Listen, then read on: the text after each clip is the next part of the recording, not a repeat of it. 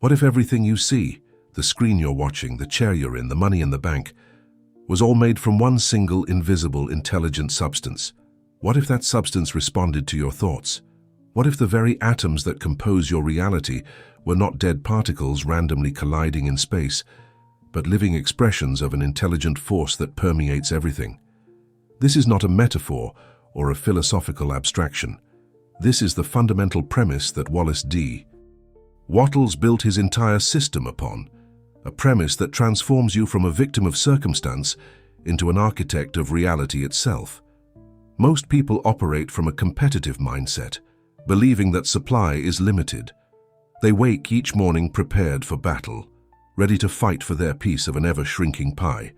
They see wealth as something to be taken from others, success as something achieved at another's expense. This worldview condemns them to a life of struggle, where every gain feels temporary and every loss feels catastrophic. But Wallace D. Wattles, the logical mind behind the science of getting rich, taught that we live in a creative universe. There is no scarcity except in the minds of those who believe in it. There is no limitation except for those who accept limitation as law. The pain you feel, that sense of being a cog in an unfeeling machine, subject to forces beyond your control, is not the truth of your existence. It is merely the result of ignorance about the true nature of reality. You have been taught to see the world as solid, fixed, and finite. You have been conditioned to believe that matter is dead and that your thoughts are powerless whispers in an indifferent cosmos. This conditioning has robbed you of your birthright, the ability to create rather than compete, to originate rather than imitate. Wallace D. Wattles discovered what he called the thinking stuff, a limitless, formless substance from which all things are made and which responds with mathematical precision to the impressions of thought. This discovery shifts everything. It means you are not fighting for resources, you are commanding them into existence.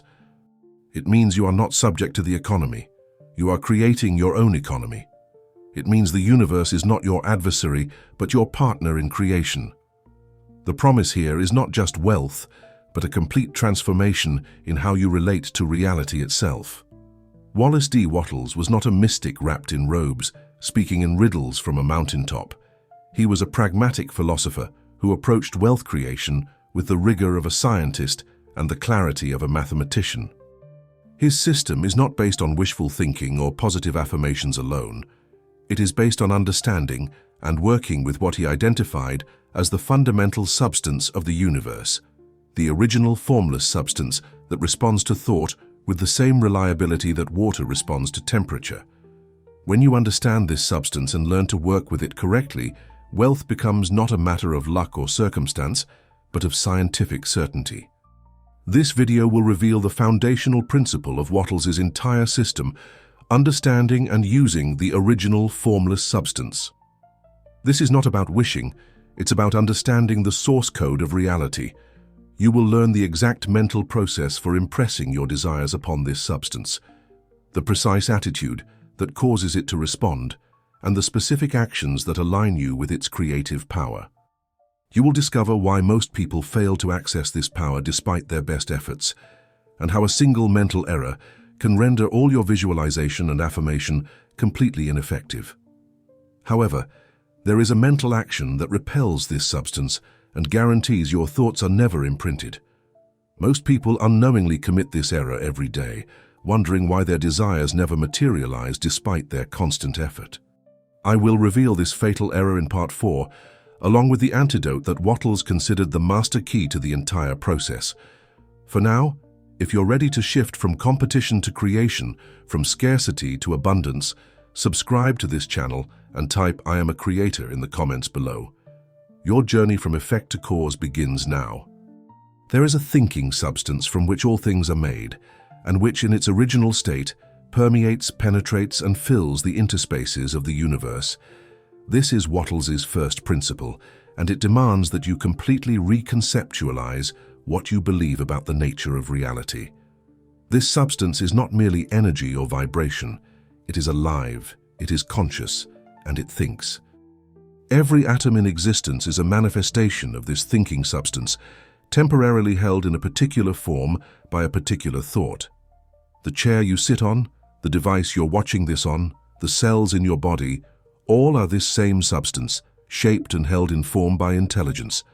This substance is not passive or neutral. It has inherent characteristics that define how it operates. First and foremost, it is creative. It naturally seeks to express more life, more beauty, more abundance. It does not resist your desires. It actively seeks outlets through which to express itself more fully. When you understand this, you realize that the universe is not indifferent to your success. The very substance from which all things are made wants to express itself through you in greater and greater ways. Your desires for wealth, health, and happiness are not selfish impulses. They are the substance itself, seeking fuller expression. Consider the implications of this truth. If all things are made from the same thinking substance, then the difference between poverty and wealth is not a difference in substance, but a difference in arrangement. The millionaire and the pauper are both made of the same stuff. Their bank accounts are made of the same stuff. Their opportunities are made of the same stuff. The only difference is in the thought patterns that have arranged this substance into different forms. This means that lack is not a reality. It is merely a temporary arrangement that can be changed by changing the organizing thought. The substance responds to thought with mathematical precision. This is not a mystical or unpredictable process. When a thought is properly impressed upon this substance, it begins immediately to take form. The substance moves according to the thought, just as certainly as water freezes when the temperature drops below 32 degrees Fahrenheit. There is no favoritism, no judgment, no decision-making process on the part of the substance. It simply responds to the impressions made upon it, creating in the physical world an exact correspondence to the thought held in mind. But here's where most people fail to understand Wattles' teaching. They think of thought as something wispy and weak, a mere electrical impulse in the brain. But thought in Wattles' system is the most powerful force in the universe because it is the only thing that can direct the thinking substance. Your thoughts are not separate from this substance. They occur within it. Every thought you think creates a pattern in the substance. Like a stone dropped in still water creates ripples. Most of these patterns are weak and quickly dissolved, but a thought held with certain characteristics becomes a center of creation. The substance does not only exist out there in the world around you, it fills every cell of your body, every neuron in your brain. You are not separate from it, observing it from outside. You are immersed in it, made of it, thinking within it. This is why your thoughts have creative power, not because you are sending signals to something external, but because you are a thinking center within the thinking substance itself. Your mind is not in your brain. Your brain is in your mind. Your mind is one with the universal mind that pervades all space. This substance is inexhaustible. No matter how much is formed into visible supply, the invisible supply remains infinite. When you create wealth for yourself through this method, you are not taking from a limited pool. You are causing new wealth to be created from the limitless substance. This is why Wattles insisted that there is no conflict between your success and anyone else's. In fact, the more successfully you work with this principle, the more you increase the general wealth and well-being of all, because you demonstrate the creative principle and inspire others to use it. The substance is always seeking outlets for expression. It wants to live more fully, and it can only do this through living beings. Through plants, it seeks to express more beauty and abundance. Through animals, it seeks to express more life and activity. Through humans, it seeks to express more intelligence, creativity, and power. Your desires for advancement, for wealth, for achievement, these are not your ego speaking. These are the promptings of the thinking substance itself, seeking to express more of its infinite potential through you. Understanding this substance changes everything about how you approach life. You stop seeing yourself as a separate being trying to extract resources from a hostile world. You begin to see yourself as a creative center within an intelligent universe that is eager to express itself through you. You stop asking, "How can I get?"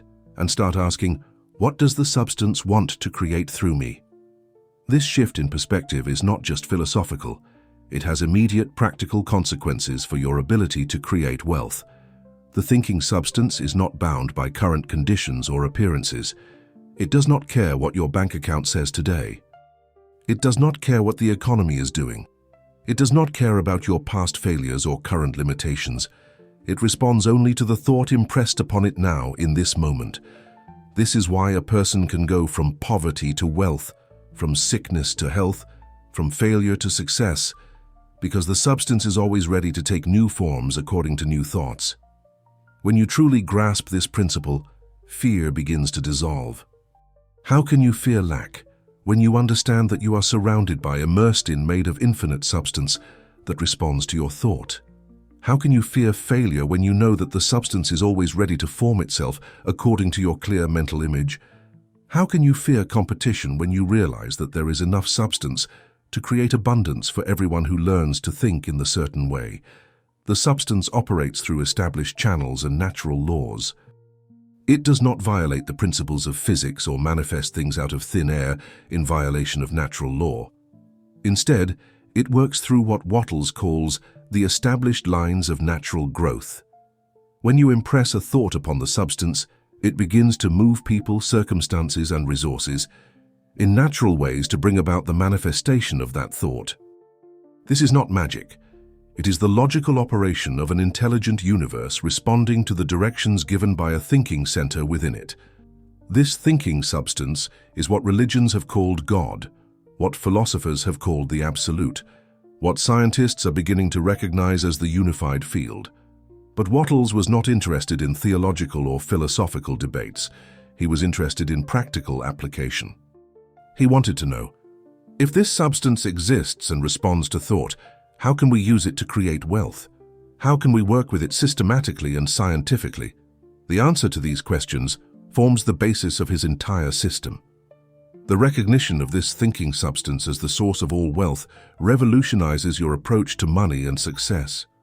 You stop trying to figure out where money will come from and start focusing on impressing the right thoughts upon the substance. You stop worrying about the how and start clarifying the what. You stop competing and start creating. This is not just a change in strategy, it is a fundamental shift in your relationship with the universe itself. To truly understand how the thinking substance operates, we need a modern analogy that captures both its mechanical precision and its creative power. Think of the universe as containing the most advanced 3D printer ever conceived, not a machine sitting in a room, but a printing system that pervades all of space. This is not science fiction. This is a practical model for understanding how thought becomes thing through the medium of the thinking substance. Every physical object you see around you has been printed from the formless substance according to some organizing pattern or blueprint.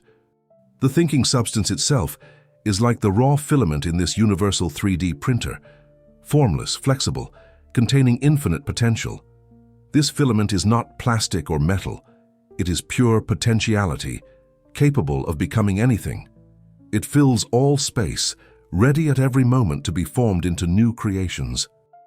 Just as a 3D printer's filament can become a tool, a toy, or a work of art depending on the digital blueprint it receives, the thinking substance can become wealth, health, or any condition depending on the mental blueprint impressed upon it. Your clear mental image is the CAD file, the digital blueprint you send to the printer. Just as a 3D printer cannot produce an object without a precise digital model, the thinking substance cannot produce your desire without a clear mental pattern. A corrupted file produces a corrupted object. A vague file produces nothing at all. The universe's 3D printer is perfect in its operation, but it can only work with the blueprint you provide. This is why Wattles emphasized the absolute necessity of forming a clear and definite mental picture of what you want. The laws of nature and the universal intelligence are the 3D printer itself, the mechanism that takes the formless filament and shapes it according to the blueprint. This printer works impersonally and perfectly.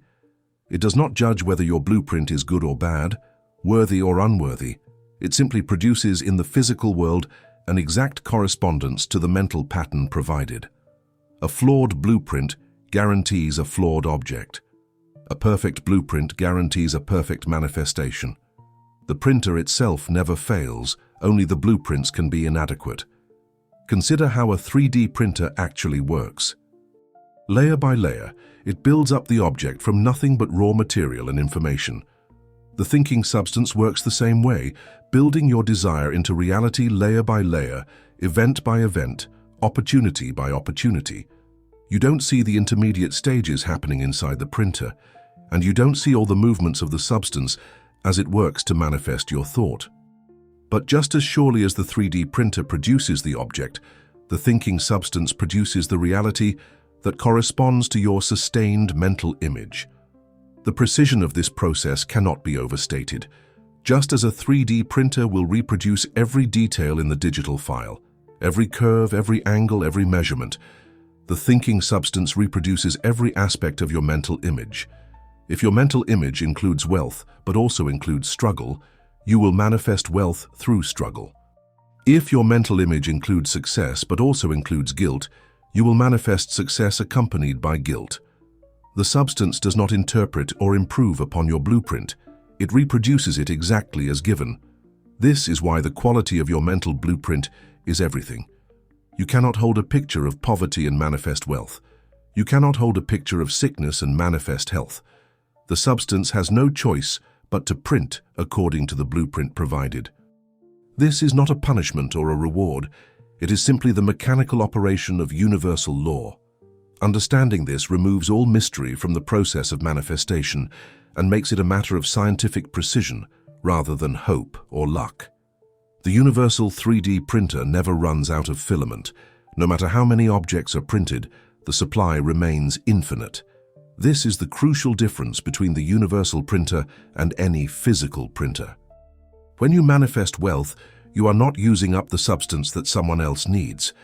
You are causing new forms to be created from the inexhaustible supply. Everyone could be operating their own printing process simultaneously, and the filament would never be depleted. This is why there is no need for competition. The printer can serve everyone simultaneously. The printing process requires time. A 3D printer doesn't produce an object instantaneously. It builds it layer by layer according to natural laws. Similarly, the thinking substance doesn't manifest your desire instantly in violation of natural law. It works through natural channels, moving people and circumstances, creating opportunities and connections, building your manifestation piece by piece in perfect order. Your job is not to rush the printer or constantly check its progress, but to maintain the clarity of the blueprint and trust the process. Here's where most people sabotage their own printing process. They send a blueprint to the printer, then immediately start worrying that it won't work. This worry is like sending a cancellation command to the printer, or they keep changing the blueprint, sending new files before the first one is complete. Imagine sending a 3D printer the file for a car, then changing it to a boat, then to a house all before any single object is complete. The printer cannot produce anything under these conditions, and neither can the thinking substance when you keep changing your mental image. The printer analogy also explains why faith is essential. When you send a file to a 3D printer, you don't stand there doubting whether it will work. You know that if the file is good and the printer is functioning, the object will be produced. The same certainty is required when working with the thinking substance. Doubt is like unplugging the printer. It stops the creative process. Faith is keeping the printer plugged in and running, knowing that the object is being formed even when you can't yet see it. The universal printer responds to the strength and clarity of the signal, your thought impressed with faith and gratitude. A weak, doubtful thought is like trying to print with a corrupted or low-resolution file. The printer might start the process, but the result will be incomplete or distorted. A clear thought held with absolute faith and profound gratitude is like sending a perfect high-resolution file with a strong, stable connection. The printer receives it perfectly and produces it flawlessly. This analogy reveals why gratitude is so crucial in Wattles' system. Gratitude is like the confirmation signal that tells the printer, yes, produce this blueprint. Without gratitude, your thought is just a draft, not a final command. Gratitude transforms your mental image from a wish into an instruction, from a hope into a command. It's the difference between browsing catalog images and actually clicking print. The thinking substance responds not to what you want, but to what you're grateful for, even before it appears in physical form. You must move from the competitive mind to the creative mind. This is not a small adjustment in your thinking. It is a complete revolution in consciousness. The competitive mind sees the world as a fixed pie that must be divided among all who want a piece. It believes that for you to have more, someone else must have less. It operates from fear, scarcity, and limitation. The competitive mind is always looking over its shoulder, always comparing, always grasping. It creates tension, anxiety, and ultimately failure because it is based on a fundamental misunderstanding of how the universe operates. The creative mind understands that wealth is not something to be captured, but something to be created. It knows that the pie is not fixed but infinite, constantly expanding as more people learn to work with the thinking substance. The creative mind does not look at what others have. It looks at what it can create. It does not fear that someone else's success diminishes its opportunities. It knows that every success demonstrates the principle and makes it easier for everyone to succeed. This is not positive thinking or self-deception. It is alignment with the actual structure of reality. When you operate from the competitive mind, you are essentially declaring war on the universe. You are saying, I must fight for what I need. I must take before I am taken from. I must hoard because supply is limited. This mindset creates resistance in the thinking substance. It's like trying to print a 3D object while simultaneously believing that 3D printing is impossible. The substance cannot fully respond to a mind that denies its abundance. Every competitive thought is a vote for scarcity, and the universe always honors your vote. The shift to the creative mind begins with a simple recognition. You are not taking from anyone when you manifest wealth. You are causing new wealth to be created from the formless substance. The money that flows to you is not money taken from someone else's pocket. It is new value created through the creative process. When you truly understand this, jealousy becomes impossible. How can you be jealous of another's success when their success proves the principle you're using? How can you envy what another has when you know you can create the same or better for yourself? This shift eliminates the need for competition in business as well. Instead of trying to undersell your competitors or take their customers, you focus on creating unique value. Instead of copying what works for others, you allow the thinking substance to express original ideas through you. Instead of fighting for market share, you create new markets. This is how all great fortunes are made, not by competing better, but by creating something new. The competitive mind makes you a follower. The creative mind makes you an originator. Consider how this changes your relationship with money itself. The competitive mind sees money as something to be chased, captured, and held. It creates a needy, grasping energy that actually repels wealth. The creative mind sees money as a natural result of value creation, flowing easily to those who work correctly with the thinking substance. It creates a confident, attractive energy that draws wealth naturally. You stop chasing money and start creating the conditions that cause money to flow to you. The competitive mind is always in a hurry because it believes opportunities are scarce and temporary. It says, I must act now, or someone else will get it. This urgency creates mistakes, poor decisions, and alignment with ventures that don't serve your highest good. The creative mind knows that opportunities are infinite and ever-renewing. It can wait for the right opportunity, the perfect timing, the ideal circumstances, because it knows that the substance is always ready to create new and better opportunities. When you're in the competitive mind, you're constantly comparing yourself to others. Their success makes you feel like a failure. Their wealth makes you feel poor. Their happiness makes you question your own. This comparison is poison to the creative process. The thinking substance responds to your mental state, not your relative position. A billionaire thinking competitive thoughts of scarcity will manifest scarcity. A person with nothing thinking creative thoughts of abundance will manifest abundance. Your creative power has nothing to do with what others have or don't have. The creative mind also transforms how you view problems and obstacles. The competitive mind sees every problem as a threat, every obstacle as something that might prevent success. The creative mind sees problems as opportunities for the thinking substance to express new solutions through you. It sees obstacles as temporary arrangements of matter that can be reorganized by thought. This shift from seeing problems to seeing opportunities is not just motivational rhetoric. It's a recognition of how the creative process actually works. Moving to the creative mind requires vigilance because the competitive mindset is deeply programmed into most of us from childhood. We're taught to compete for grades, for attention, for resources. We're told that only the strong survive, that life is a zero-sum game. These programs run automatically until you consciously reprogram them. Every time you catch yourself thinking in terms of competition, you must consciously shift to thinking in terms of creation. This is not done once, but thousands of times until the creative mind becomes your default state. The creative mind naturally expresses certain qualities that the competitive mind cannot fake. It is generous because it knows supply is unlimited. It is patient because it knows the substance is always working.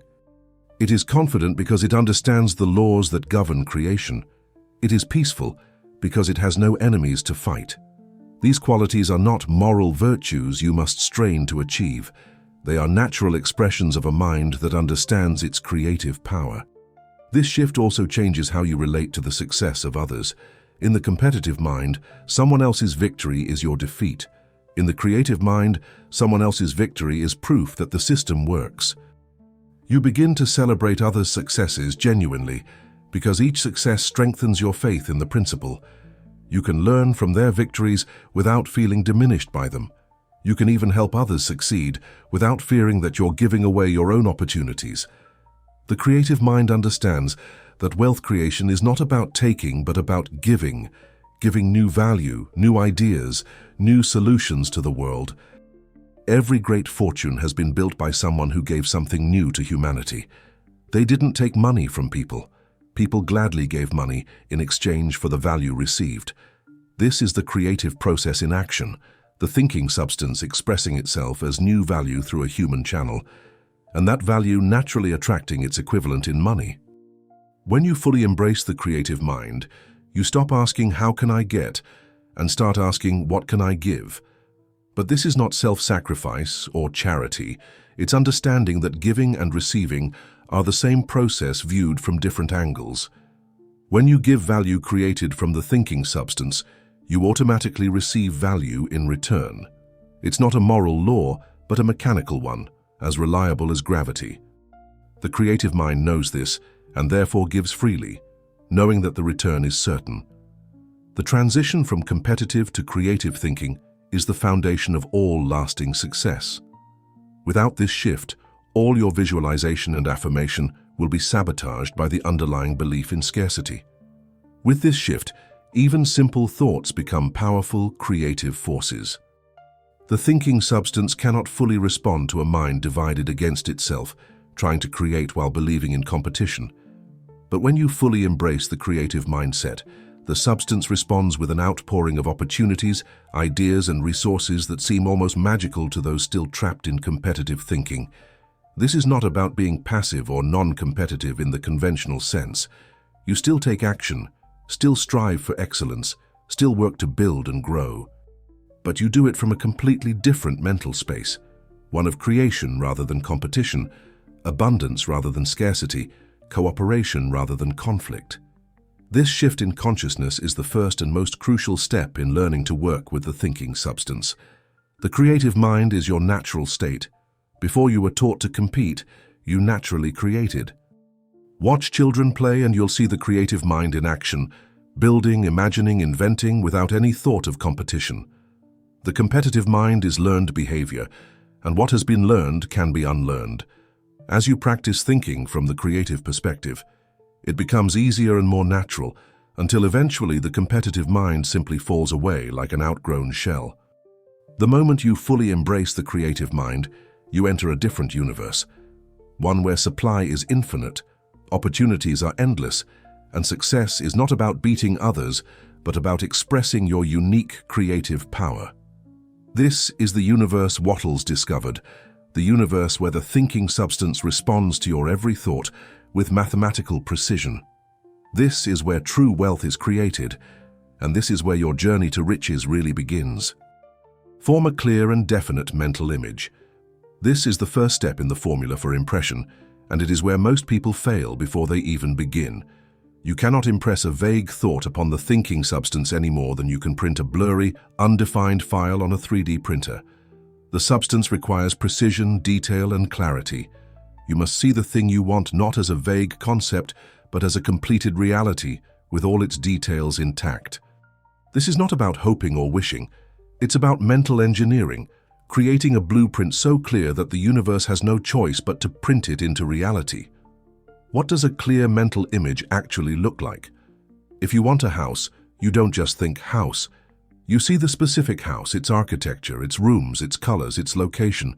You see yourself walking through its doors, touching its walls, looking out its windows. If you want wealth, you don't just think money. You see the specific amount in your account. You see what you're doing with it. You see the freedom it provides. The image must be so clear that if you could paint it or describe it to an architect, they could recreate it exactly. Most people's mental images are like rough sketches, when what's needed is an architectural blueprint. They have a general idea of what they want, but no specific details. They want more money, but don't know how much. They want a better job, but can't describe it. They want happiness, but have no clear picture of what that looks like in daily life. The thinking substance cannot work with these vague impressions any more than a builder can construct a house from a child's crayon drawing. Precision is not optional. It is the very essence of the creative process. The mental image must be held with unwavering faith. This is step 2 of the formula, and it's where the process moves from mechanical to consciousness-based. Faith here doesn't mean religious belief or blind hope. It means absolute certainty that the thinking substance is forming your desire, just as you have absolute certainty that dropping a stone will make it fall. You must know with every fiber of your being that what you have impressed upon the substance is now in the process of manifestation. This knowing is not arrogance or delusion. It's understanding and trusting the law. Faith is not something you generate through effort or positive thinking.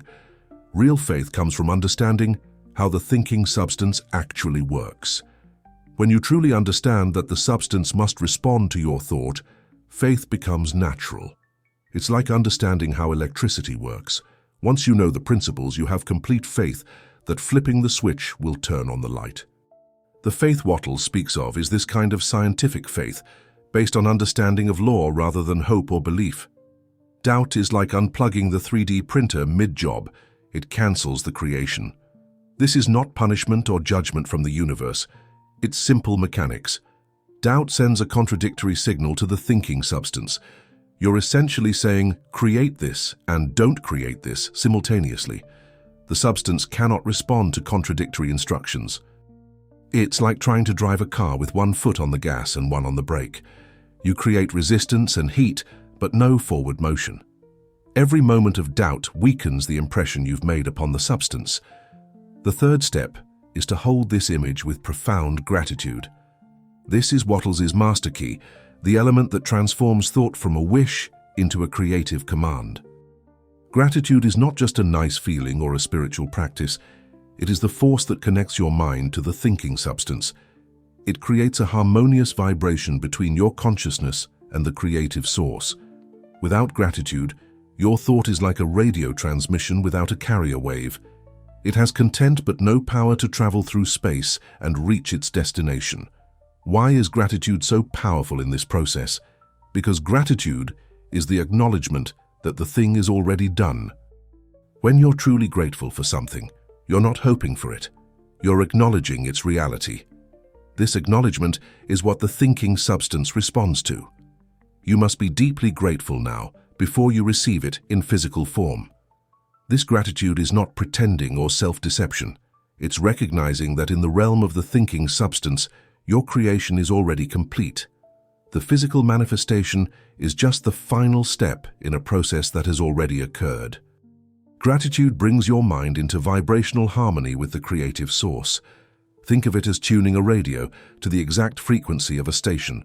Without proper tuning, you get static or mixed signals.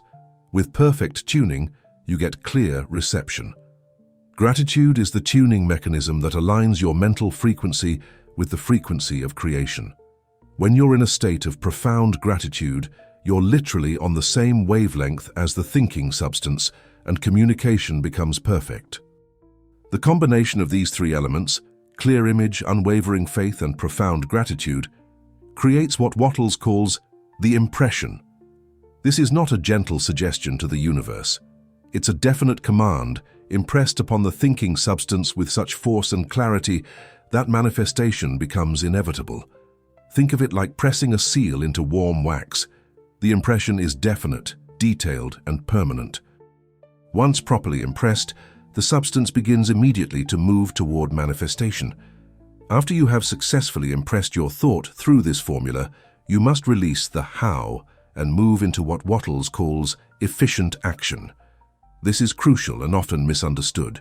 You don't sit passively waiting for your manifestation to appear. You act in what Wattles calls the certain way, knowing that your creation is moving toward you as you move toward it. You take whatever actions you can take today in your current circumstances, with faith that these actions are part of the creative process. The release of the how is perhaps the most challenging aspect for the analytical mind. We want to figure out every step, control every variable, force the path of manifestation, but this need to control the process actually interferes with it. It's like planting a seed and then constantly digging it up to see if it's growing. The thinking substance knows infinitely more than you do about how to manifest your desire. It can orchestrate coincidences, meetings, and opportunities that your conscious mind could never arrange. Your job is to hold the vision and take inspired action, not to micromanage the universe. Efficient action means doing what you can do today, where you are, with what you have. It doesn't mean frantic activity or forcing things to happen. It means taking the actions that present themselves, following the opportunities that arise, moving in the direction of your vision with calm certainty. Each action taken in faith becomes part of the creative process. The thinking substance uses your actions as channels through which to manifest your desire. Without action, you're like a printer with no paper. The image exists but has no medium through which to express. The certain way is a state of being while acting. It's maintaining your consciousness of abundance while you work. It's holding your vision while you handle daily tasks. It's feeling grateful for what's coming while dealing with what is. This is not about pretending current conditions don't exist. It's about not letting current conditions define your creative process. You acknowledge where you are while knowing where you're going. You deal with present reality while creating future reality. This formula, clear image, faith, gratitude, followed by efficient action, is not a one-time event. It's a sustained practice. You must hold your impression consistently, not just for a few minutes during meditation. The successful practitioners of this method learn to maintain their mental impression throughout the day, returning to it again and again, strengthening it with each repetition. Like a photographer in a darkroom, you must hold the image steady until it fully develops in physical form. The timing of manifestation depends on many factors: the clarity of your image, the strength of your faith, the depth of your gratitude, and the efficiency of your action, but also on factors beyond your conscious awareness: the readiness of circumstances, the alignment of opportunities, the preparation of channels. The thinking substance works with perfect timing, often preparing your manifestation long before you see any evidence of it.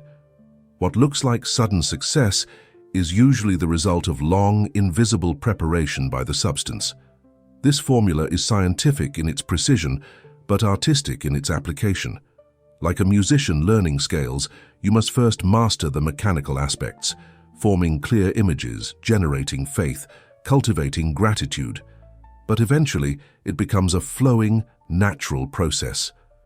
You learn to work with the thinking substance as naturally as a painter works with paint, or a sculptor with clay. The formula becomes not a rigid set of steps, but a dynamic, living process of creation. The first and most fatal mistake people make when trying to impress the thinking substance is attempting to use mental coercion. This is the error I promise to reveal, the one that guarantees your thoughts will never successfully imprint upon the universal substance. People try to force their will upon the universe through mental strain and aggressive visualization. They grit their teeth, furrow their brows, and try to mentally wrestle their desires into existence. They believe that if they just think harder, push stronger, or visualize more intensely, they can make the universe comply. This is not just ineffective, it actively repels the very substance they're trying to impress. Mental coercion comes from a fundamental misunderstanding of how the thinking substance operates. You cannot force the substance any more than you can force a seed to grow by yelling at it. The substance responds to impression, not aggression. It responds to alignment, not force. When you try to coerce, you're essentially declaring war on the universe, saying, "I will make you give me what I want." This creates a state of resistance and tension that blocks the creative process entirely. It's like trying to push water. The harder you push, the more it slips through your fingers. The trying to force reveals doubt. If you truly understood and trusted the process, you wouldn't feel the need to force anything. Force implies that you don't believe the substance will respond naturally to your properly impressed thought. It's like repeatedly pressing the print button because you don't trust the printer is working. Not only does this not speed up the process, it can actually corrupt it. The substance responds to calm certainty, not desperate intensity. The very act of forcing demonstrates a lack of faith that prevents the impression from taking hold. Think about how you plant a garden. You don't strain and struggle to make the seeds grow. You simply plant them in good soil, provide water and sunlight, and trust the natural process. You don't dig them up every day to check if they're growing. You don't yell at them to grow faster. You understand that growth happens according to natural law, and your role is to provide the right conditions, not to force the outcome.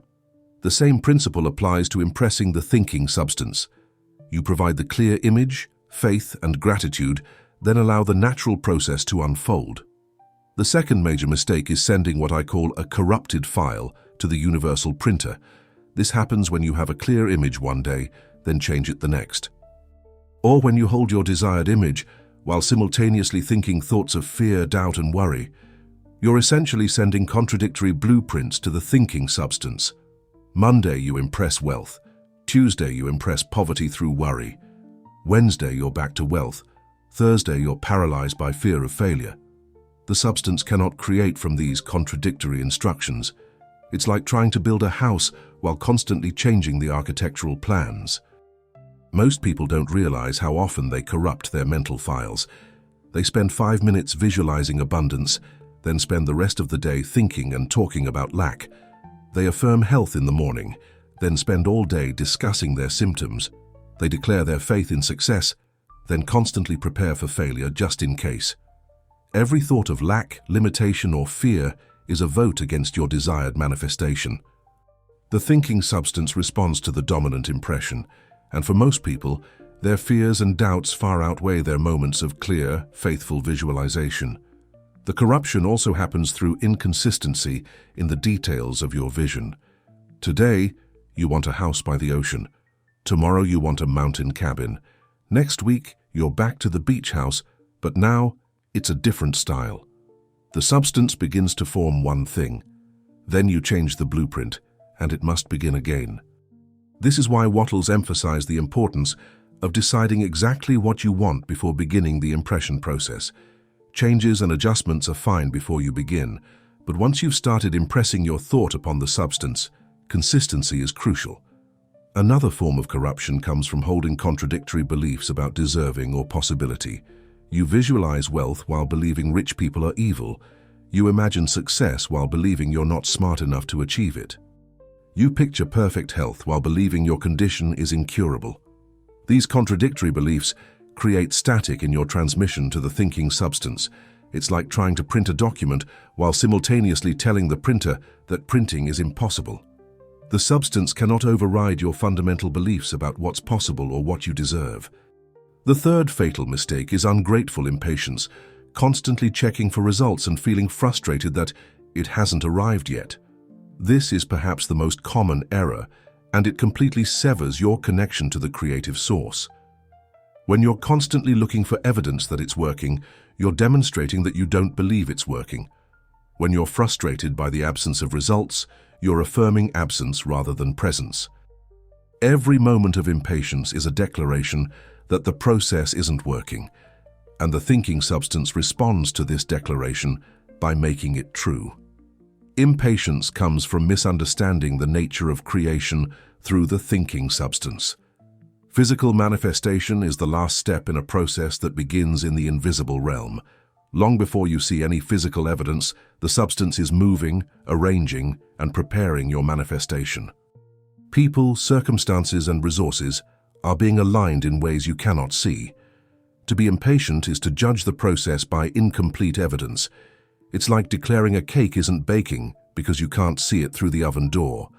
The checking for results is particularly destructive because it shifts your consciousness from creation to observation, from cause to effect. When you're creating, you're in your power, working with the substance.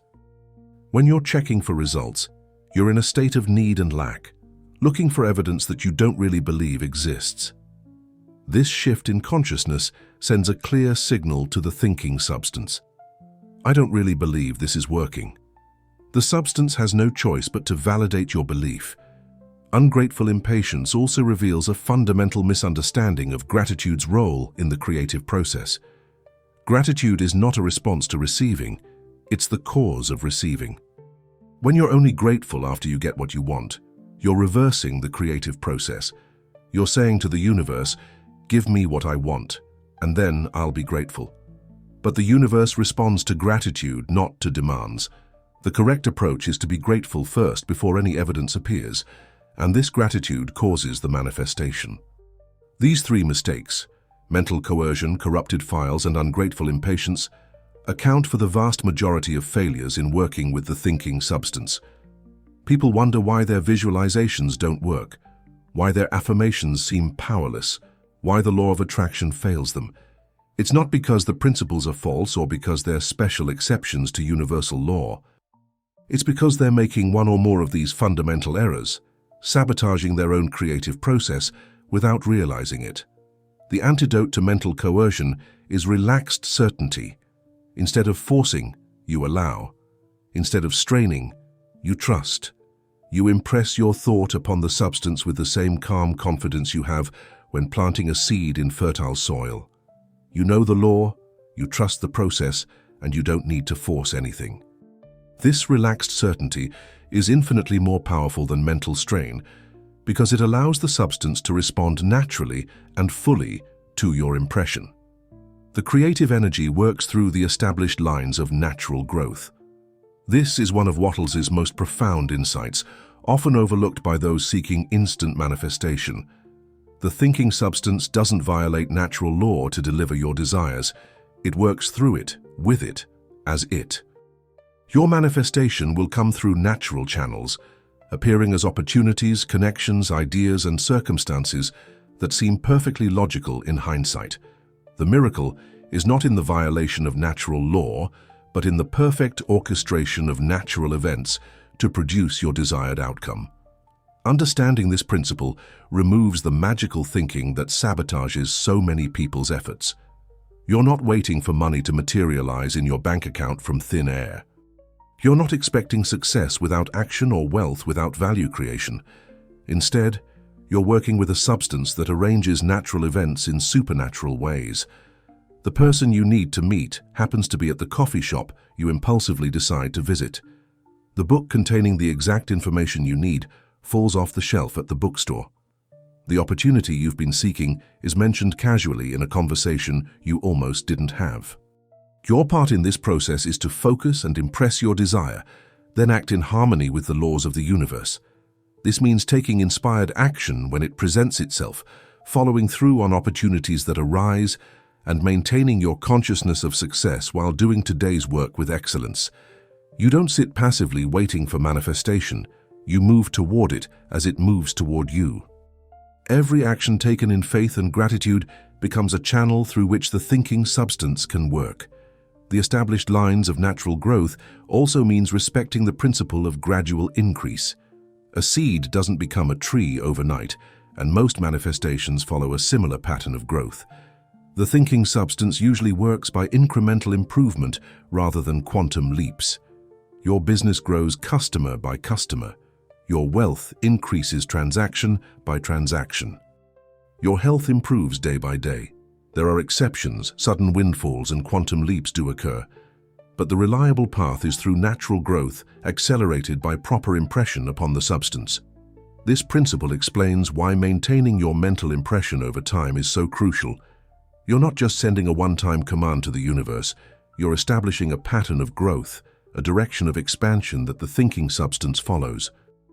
Each day that you hold your vision with faith and gratitude, you strengthen this pattern. Each action taken in alignment with your vision adds energy to the growth process. It's like compound interest. Small, consistent impressions and actions create exponential results over time. Working through natural channels means the substance often delivers your desires in unexpected ways. You impress the thought of wealth, and instead of money, you receive an idea for a business. You impress the thought of a relationship, and instead of meeting someone immediately, you're guided to develop qualities that attract the right person. You impress the thought of health, and instead of instant healing, you're led to the right practitioner or treatment.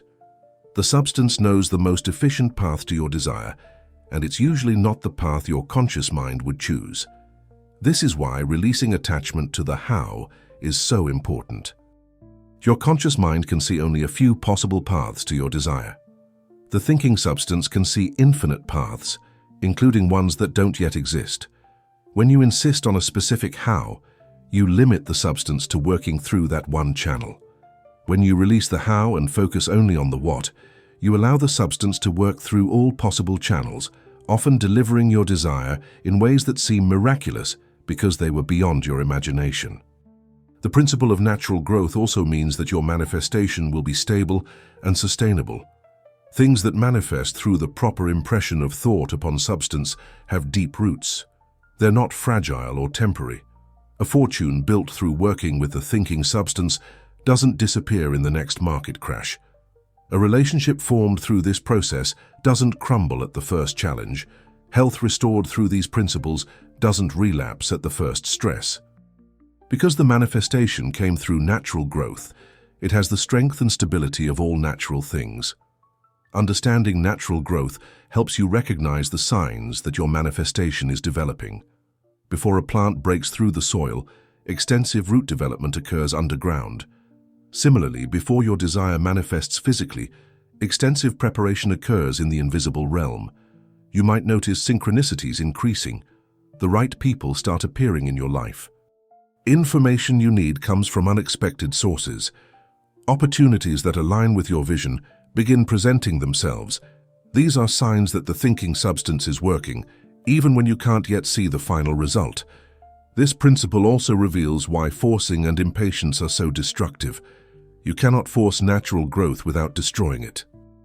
You can provide optimal conditions, you can remove obstacles, you can add nutrients, but you cannot make something grow faster than its natural rate without damaging it. The same is true for manifestations through the thinking substance. Your impatience doesn't speed up the process, it interferes with it. Your forcing doesn't accelerate growth, it disrupts it. The master key to working with natural growth is to maintain what Wattles calls poise, a balanced state of confident expectation without anxious attachment. You know your manifestation is coming just as surely as you know spring follows winter. You don't anxiously check for signs of spring in January. You don't doubt that spring will come because you can't see flowers in February. You understand the natural cycle and trust the process.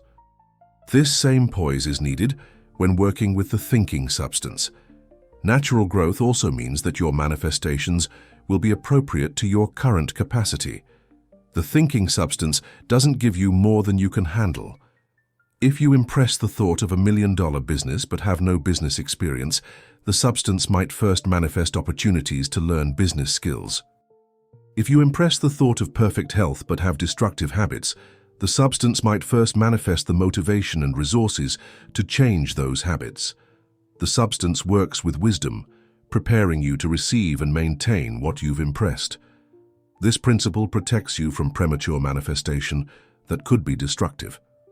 Imagine if every thought you had manifested instantly, the chaos that would ensue from your unconsidered thoughts, your moments of anger, your passing fears. The principle of natural growth gives you time to refine your vision, to become certain of what you want, to prepare yourself to receive it. It's not a limitation, it's a safety mechanism that ensures your manifestations serve your highest good. Working through established channels also means honoring the laws of exchange and value creation. The thinking substance doesn't manifest money without value exchange. It doesn't manifest relationships without mutual benefit. It doesn't manifest success without service. When you understand this, you stop looking for something for nothing and start focusing on creating value. You align yourself with the fundamental law that giving and receiving are the same process viewed from different angles. The thinking substance that Wattles described over a century ago has found remarkable validation in modern quantum physics. What mystics and philosophers intuited, scientists have now begun to measure and quantify. The unified field theory, pursued by Einstein and now accepted by quantum physicists, describes exactly what Wattles called the thinking substance, an invisible, interconnected field of energy and potential from which all particles and therefore all matter emerges. This isn't metaphorical similarity, it's a direct parallel that bridges ancient wisdom and cutting-edge science. At the quantum level, reality behaves exactly as Wattles predicted it would if everything were made from one intelligent substance. Particles exist in a state of potential until observed, what physicists call superposition. Before observation, a particle isn't in any specific location. It exists as a probability wave, potentially everywhere at once. The moment consciousness observes it, the wave function collapses, and the particle takes a definite position. This is precisely what Wattles meant when he said thought impresses itself upon the formless substance and causes it to take form. The observer effect, one of the most puzzling and profound discoveries in quantum physics, states that the act of observation fundamentally changes what is observed. This isn't just about measurement interference, it's about consciousness itself affecting physical reality at the most fundamental level. When Wattles said that thought held in the thinking substance produces the thing imagined by the thought, he was describing what science now knows as the observer effect. Consciousness doesn't just observe reality, it participates in creating it. Consider the implications of quantum entanglement for understanding the thinking substance. When particles become entangled, they remain connected regardless of the distance between them. Change the state of one particle, and its entangled partner instantly changes, even if they're on opposite sides of the universe. This instantaneous connection defies classical physics, but perfectly explains how the thinking substance can orchestrate synchronized events across space and time. When you impress a thought upon the substance, you're creating entanglements that draw your manifestation to you through seemingly impossible coincidences. The quantum field, also called the zero-point field, is a sea of energy that exists even in the vacuum of empty space. This field contains infinite potential energy, enough in a single cubic centimeter of empty space to power the entire planet for millions of years. This is the scientific description of what Wattles called the formless substance that fills the interspaces of the universe. It's not empty, it's full of potential waiting to be organized by consciousness into form. Every particle that exists is simply an excitation in this field, a wave that has taken temporary form. The principle of wave-particle duality shows that matter isn't as solid as it appears. Every particle is also a wave, and every wave can become a particle. Matter is simply energy in a particular pattern of vibration. This validates Wattles' assertion that all things are made from one substance, energy organized by thought into different patterns. The difference between gold and lead, between poverty and wealth, is not a difference in substance but a difference in the organization of the same fundamental energy. Modern neuroscience has discovered that focused thought creates measurable changes in brain structure and function. Neuroplasticity shows that sustained thinking literally rewires the brain, creating new neural pathways that make new behaviors and experiences possible. When you hold a clear mental image with faith and gratitude, you're not just imagining. You're physically restructuring your brain to perceive and create opportunities aligned with that image. Your brain becomes a better receiver and transmitter for the manifestation you're creating. The discovery of mirror neurons reveals another mechanism through which the thinking substance might operate. These neurons fire both when you perform an action and when you observe someone else performing that action. This creates a field of shared consciousness, a way for thoughts and behaviors to spread from person to person without direct communication. When you hold a strong mental image, you're potentially activating mirror neurons in others, causing them to unconsciously align with your vision and become part of its manifestation. The heart's electromagnetic field, which is 60 times stronger than the brain's, extends several feet beyond the body and carries information that affects everyone in its range. The Heart Math Institute has shown that feelings of gratitude and appreciation create coherent heart rhythms that positively influence both your own biology and the fields around you. This provides a scientific basis for Wattles' emphasis on gratitude as the connecting force between your mind and the thinking substance. Gratitude literally creates a coherent field that organizes energy into beneficial patterns. Epigenetics has revealed that thoughts and emotions can turn genes on and off, changing not just your own biology, but potentially the biology of your descendants. This means that when you work with the thinking substance to create health, wealth, or happiness, you're not just changing your current circumstances, you're potentially changing your genetic expression in ways that benefit future generations. The thoughts you think today become the biological reality of tomorrow. The morphogenic field theory proposed by biologist Rupert Sheldrake suggests that there are invisible fields that shape the development of organisms and the behavior of systems. These fields carry information and habits that influence how things form and behave. This is remarkably similar to Wattles' concept of thoughts creating patterns in the thinking substance that then manifest as physical reality. Each thought contributes to a morphogenic field that makes similar thoughts and manifestations more likely. Studies on intention and consciousness by organizations like the Institute of Noetic Sciences have shown that focused intention can influence random number generators, affect the growth of plants, and even influence the past in retro-causal experiments. These studies provide empirical evidence that consciousness can affect physical systems in ways that classical physics cannot explain, but that are perfectly consistent with the thinking substance responding to thought. The placebo effect, rather than being dismissed as just psychological, is actually proof of the thinking substance in action. When someone believes they're receiving treatment, their body often heals, even though no active treatment was given. This isn't deception, it's demonstration. The thought of healing held with faith impresses itself upon the substance of the body and creates actual measurable healing. Medical science calls it placebo. Wattles would call it the natural operation of the thinking substance. Quantum biology is discovering that quantum effects occur in living systems at body temperature, not just in the extreme conditions of physics laboratories. Photosynthesis, bird navigation, and possibly even consciousness itself operate through quantum mechanisms. This means that you, as a living being, are already a quantum system, naturally equipped to work with the quantum field, the thinking substance, in ways that science is only beginning to understand. The principle of least action in physics states that nature always takes the path requiring the least energy to achieve a result. This explains why the thinking substance works through natural channels rather than miraculous violations of physical law.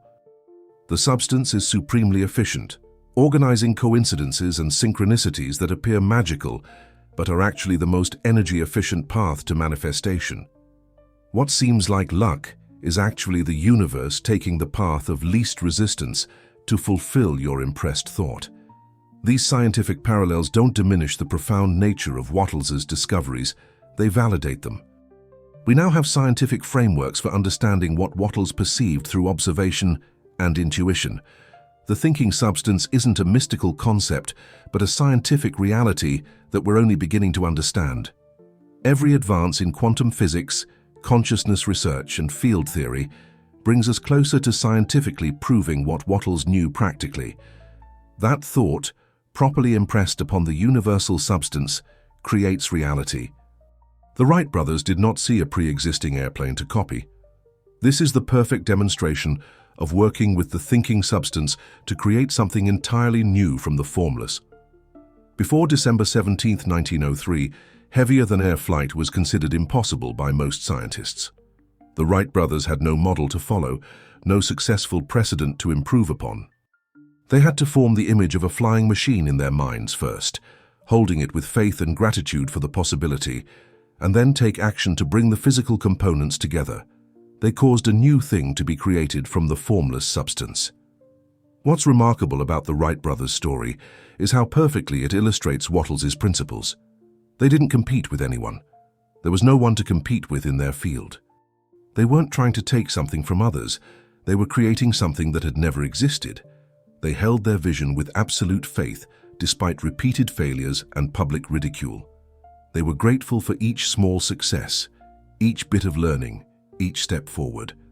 And they took efficient action, working methodically through thousands of experiments until the thinking substance had arranged all the elements necessary for flight. Consider how their achievement changed the world. They didn't just create an airplane, they created an entire industry, millions of jobs, a new way of traveling, connecting, and seeing the world. This is what happens when someone successfully impresses a truly original thought upon the thinking substance. The manifestation enriches not just the creator, but all of humanity. The substance used their vision as a channel to express more life, more possibility, more abundance for everyone. This is the creative process at its highest level. Every great inventor and visionary throughout history has followed this same pattern, whether they understood it consciously or not. Thomas Edison didn't see an electric light bulb and decide to make a better one. He had to envision electric light first, then work with the thinking substance to discover how to create it.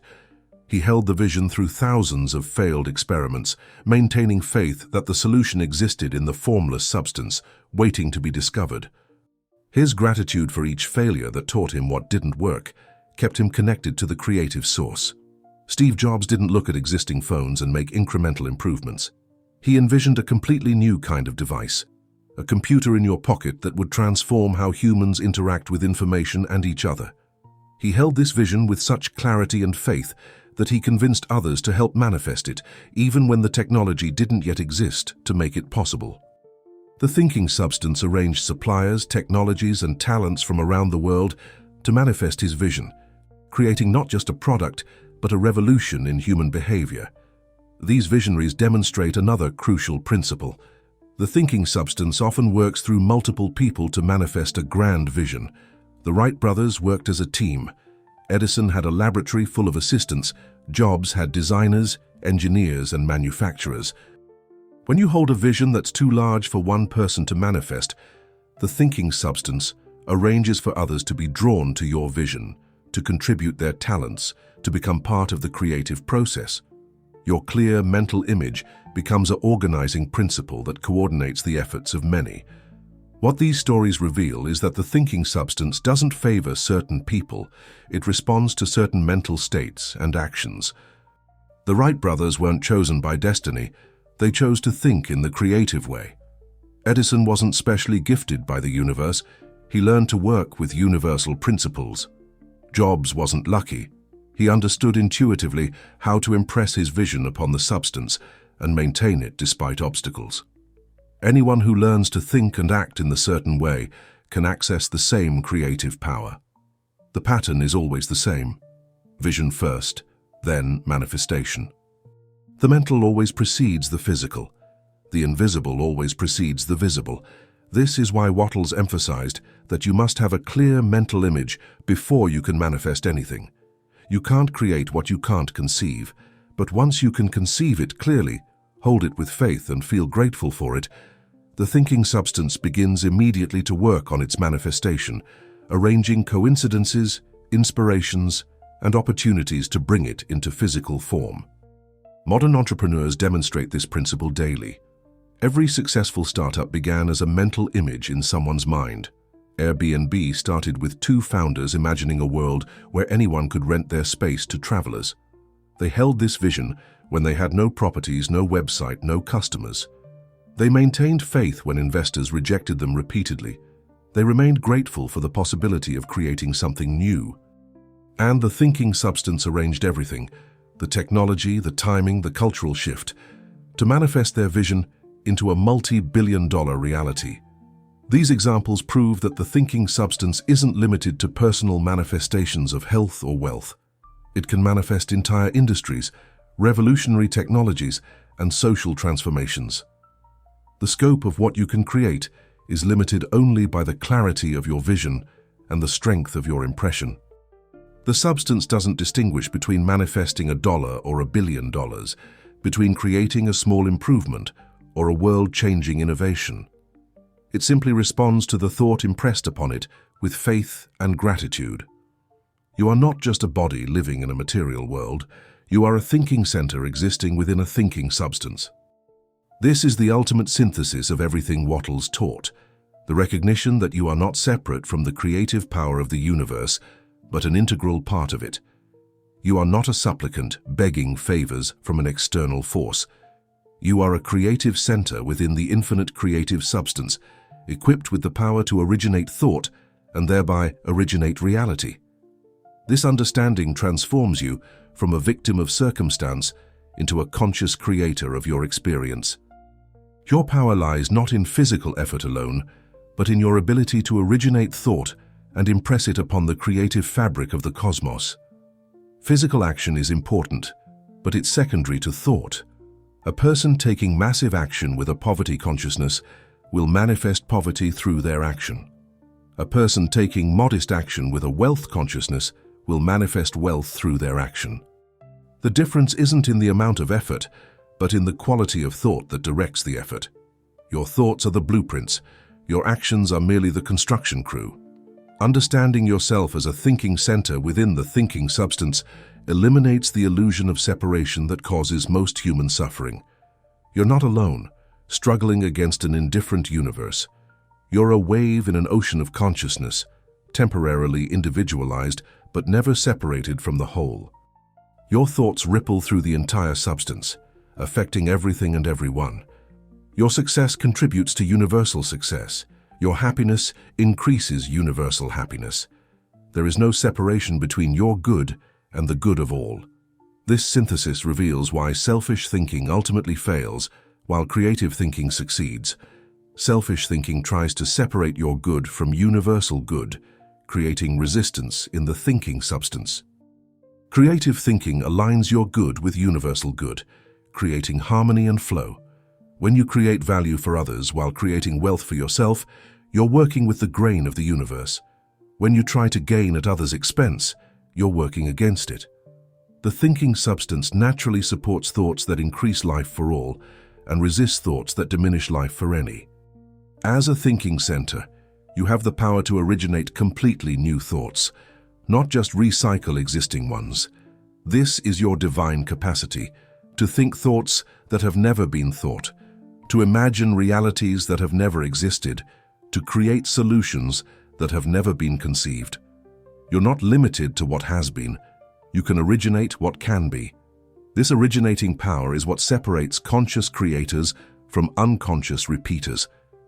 Most people simply think the thoughts they've been taught, manifesting the same realities over and over.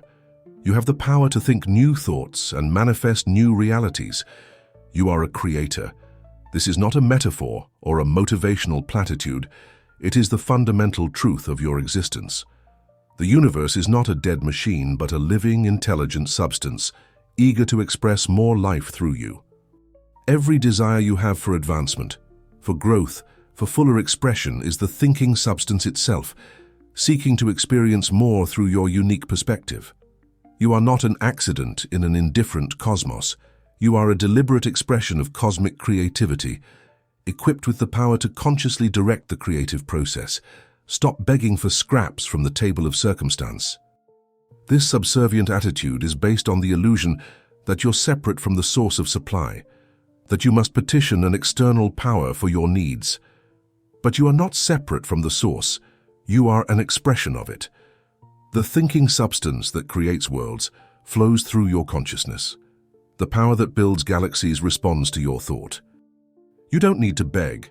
You need to command, not with arrogance, but with the natural authority of a thinking center operating within thinking substance. Go directly to the source.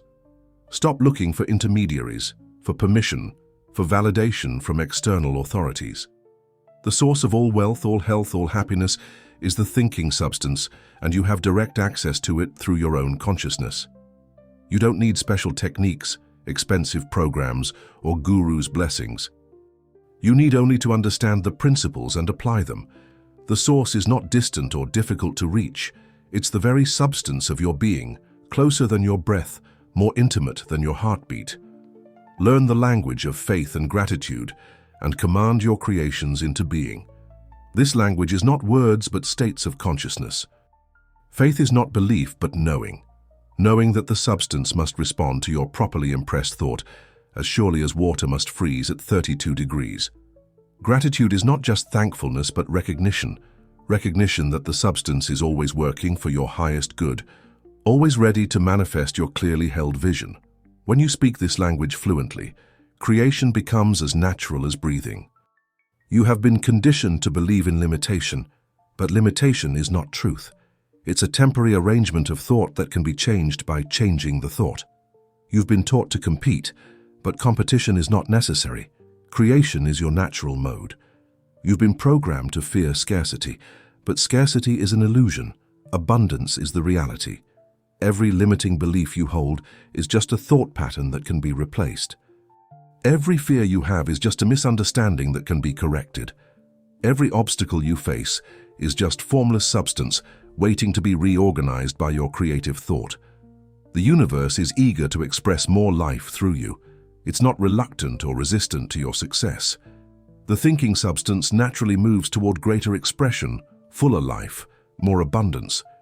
Your desires for wealth, health, and happiness align with the fundamental tendency of the universe. When you pursue these desires through creation rather than competition, you're flowing with the cosmic current rather than against it. The universe wants you to succeed because your success means more life is being expressed through the substance. Your unique perspective and talents are not accidental.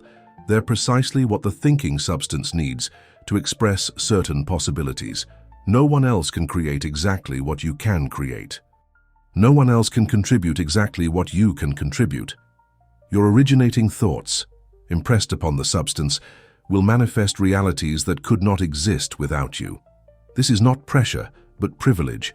The privilege of being a conscious co-creator with the infinite creative force of the universe. For the next 7 days, I propose the Gratitude First Challenge. This is not just an exercise, it's a fundamental reorientation of your relationship with the thinking substance. Before you do any visualization of your goal, before you form any mental image of what you want, spend 2 full minutes cultivating a powerful feeling of gratitude for the fact that this thinking substance exists and responds to you. Don't be grateful for what you're going to receive. Be grateful for the mechanism itself, for the fact that you live in a universe where thought creates reality. This challenge reverses the normal order of manifestation that most people attempt. They try to visualize first, then maybe feel grateful if they remember. But gratitude is not the effect of manifestation, it's the cause. Gratitude is what connects your consciousness to the thinking substance, creating the channel through which your thoughts can impress themselves upon the formless. Without gratitude, your visualizations are just daydreams. With profound gratitude, your visualizations become commands to the universe. The goal is to make gratitude the cause of your manifestation, not the effect. When you're grateful before you receive, you're acknowledging that the manifestation already exists in the thinking substance, just waiting for physical expression. This acknowledgement is what allows the manifestation to move from potential to actual. Gratitude is not hoping it will work. It's knowing it has already worked in the realm of cause, and physical manifestation is just the delayed effect. Notice how this changes the quality of your mental impression. When you visualize from a state of profound gratitude, your images become clearer, more vivid, more real. Your faith becomes natural and unforced because gratitude and doubt cannot coexist. Your entire being aligns with the creative process because gratitude harmonizes all aspects of your consciousness. You're not trying to manifest, you're acknowledging what's already in process. This shift from trying to acknowledging, from hoping to knowing, transforms you from a beggar to a creator. Report how this changes not just your manifestations, but your entire experience of life. When you start each day with 2 minutes of gratitude for the thinking substance itself, you'll notice synchronicities increasing, opportunities appearing, resources flowing. But more than that, you'll notice a fundamental shift in how you feel about your place in the universe. The anxiety of separation dissolves, the fear of lack evaporates, the stress of competition disappears. You begin to live as what you truly are, a thinking center within infinite thinking substance. If you are ready to work with the very substance of creation, subscribe to the Master's Legacy. This is not just another self-help channel, it's a transmission of the deepest wisdom from those who discovered the operating principles of the universe. Each video is a blueprint for transformation, a map to your own creative power. The blueprint for your new world awaits. The thinking substance is ready to respond to your properly impressed thought. The only question is, are you ready to stop competing and start creating? Are you ready to stop begging and start commanding? Are you ready to recognize yourself as what you truly are, a creator within the infinite creative substance of the universe? Your answer to these questions will determine not just your success, but your entire experience of existence. Choose wisely. Choose creation. Choose now.